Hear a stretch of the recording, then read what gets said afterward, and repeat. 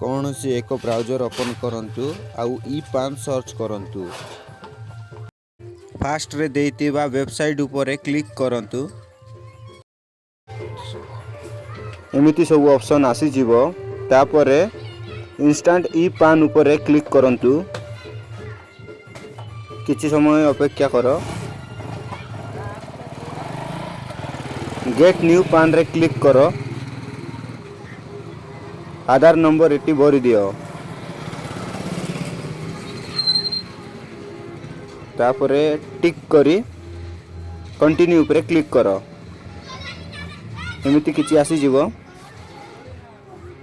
तापरे एटी टिक कर दियो। तापरे जनरेट आधार ओटीपी उपरे क्लिक करो। ओटीपी टाकू फिल कर दियो। टिक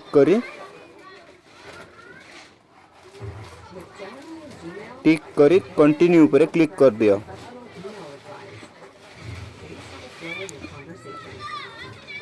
लोडिंग नबो टिके समय। जार पान कार्ड अप्लाई करूच तार सबू एटी डिटेल्स आसी जीवो। टिक करी आउ तरे कंटिन्यू उपरे क्लिक करनियो।